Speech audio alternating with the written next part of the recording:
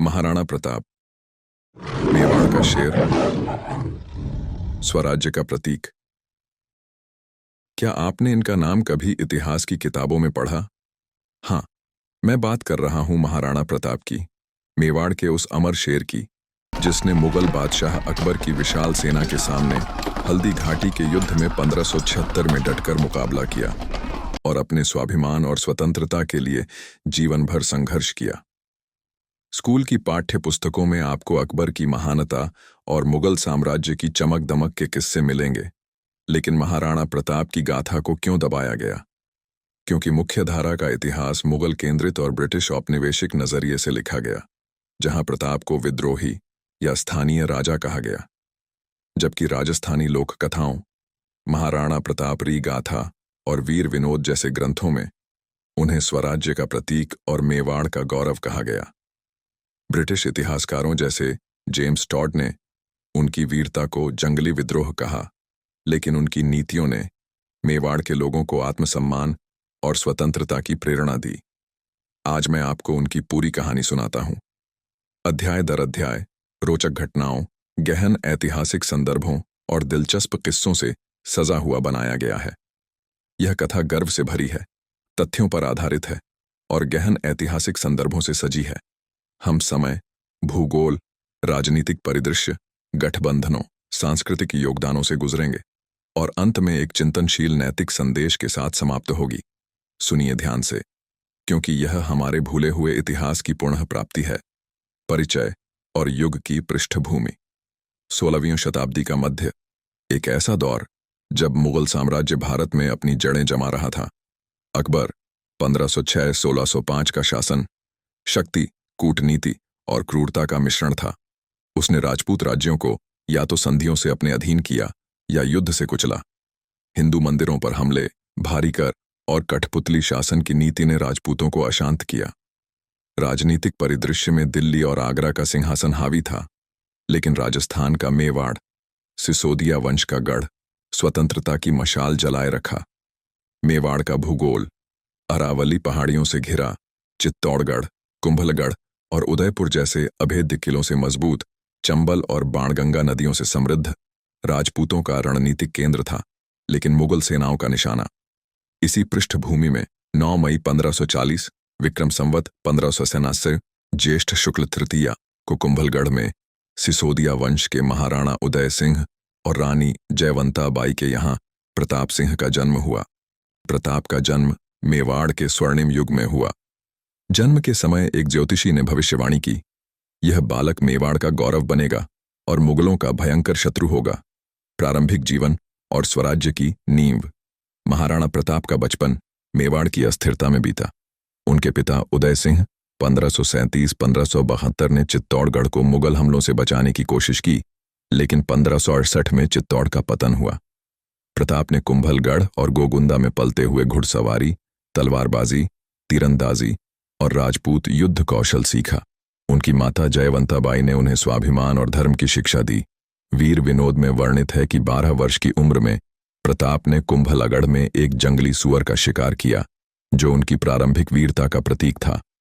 1562 में 22 वर्ष की उम्र में उनका विवाह अजबदे पुणवर से हुआ, जिनसे उनके पुत्र अमर सिंह हुए।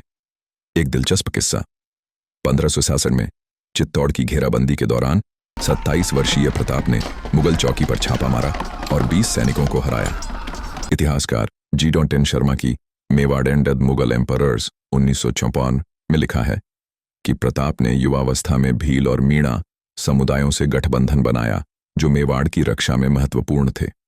राजनीतिक रूप से मेवाड़ अकबर के सूबेदारों जैसे मान सिंह और भगवान दास के दबाव में था। प्रताप ने इन अत्याचारों को देखा और मेवाड़ की स्वतंत्रता का संकल्प लिया। मुख्यधारा में उनकी सिसोदिया पृष्ठभूमि को गौण किया गया, जबकि यह राजपूत एकता की रीढ़ थी।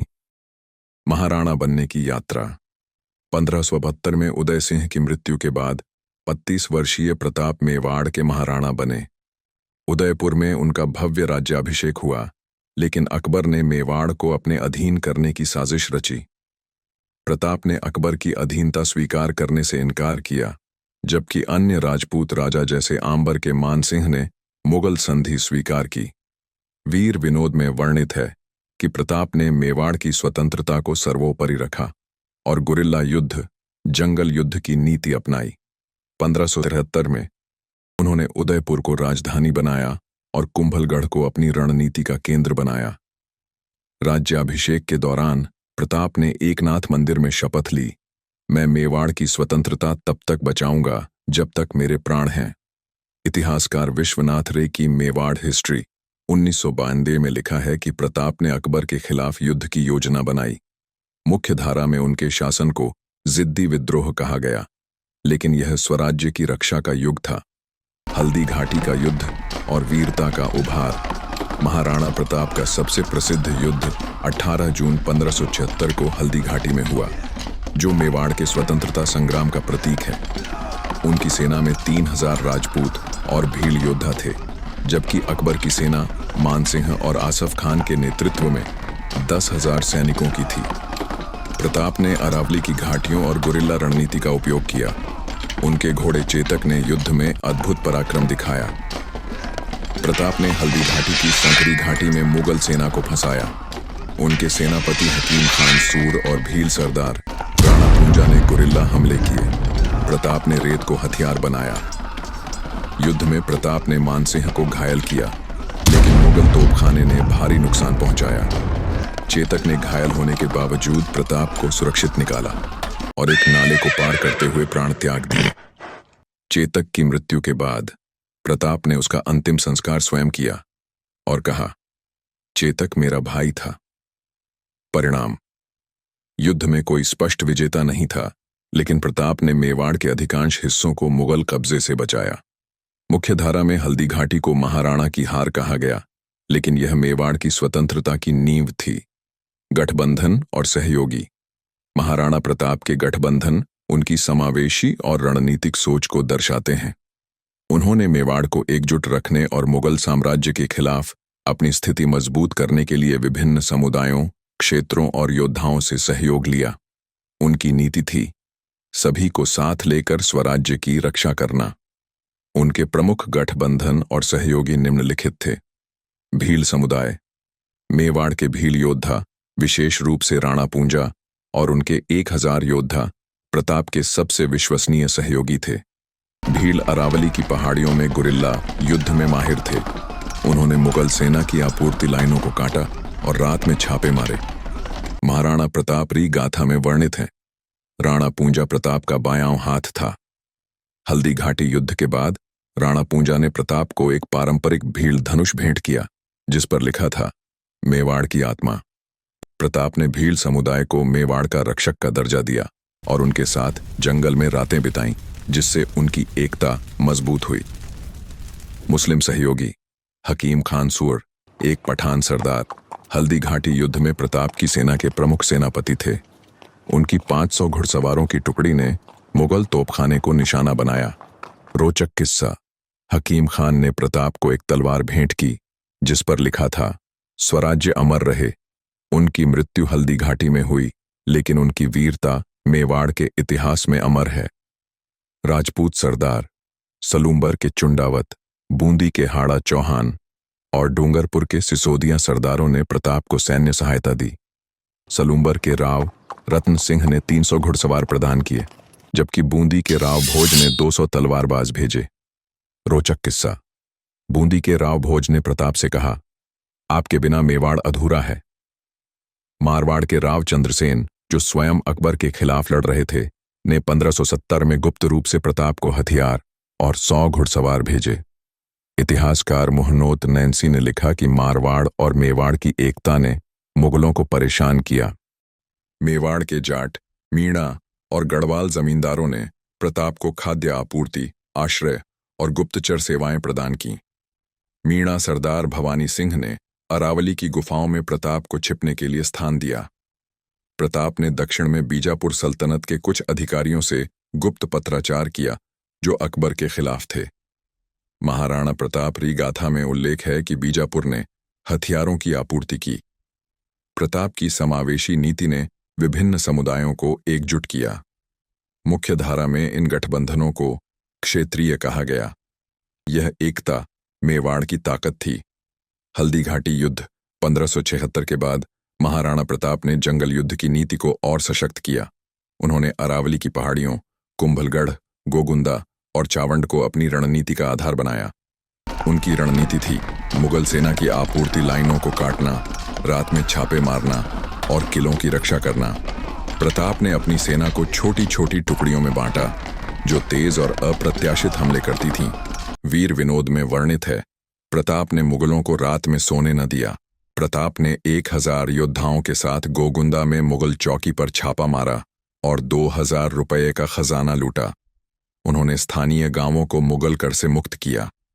गोगुंदा में एक मुगल सूबेदार ने प्रताप से डरकर रात में भागने की कोशिश की, लेकिन भील योद्धाओं ने उसे पकड़ लिया। अकबर ने कुंभलगढ़ पर 8000 सैनिकों के साथ हमला किया। प्रताप ने 2000 योद्धाओं और भील तीरंदाजों के साथ 6 महीने तक किले की रक्षा की। कुंभलगढ़ प्रताप का ढाल था। 1522 दीवेर की लड़ाई, यह प्रताप की सबसे बड़ी जीत थी। उन्होंने मुगल सेनापति सुल्तान खान को हराया और 36 मुगल चौकियों को नष्ट किया। मेवाड़ के 80% क्षेत्र को मुक्त किया गया। इतिहासकार जदुनाथ सरकार ने इसे प्रताप की रणनीतिक प्रतिभा कहा। रोचक किस्सा, दीवेर में प्रताप ने एक मुगल दूत को चकमा दिया और कहा, मेवाड़ का सूरज कभी नहीं डूबेगा। 1585 चवंड की स्थापना, प्रताप ने चवंड को नई राजधानी बनाया, जो अरावली की दुर्गम पहाड़ियों में थी। यहां से उन्होंने अपने अंतिम वर्षों में युद्ध संचालित किए। 1587 उदयपुर की पुनः प्राप्ति, प्रताप ने उदयपुर पर मुगल कब्जे को तोड़ा और शहर को मुक्त किया। यह उनकी अंतिम बड़ी जीत थी। प्रताप का जीवन जंगल में बीता। वे कभी कभी घास की रोटी खाते थे, लेकिन अकबर की अधीनता स्वीकार नहीं की। रोचक किस्सा, एक बार जब उनकी बेटी भूख से रो रही थी, प्रताप ने जंगल में एक हिरण का शिकार किया और कहा, मेवाड़ की बेटी भूखी नहीं रहेगी। इतिहासकार विश्वनाथ रे ने इसे मेवाड़ का स्वतंत्रता संग्राम कहा।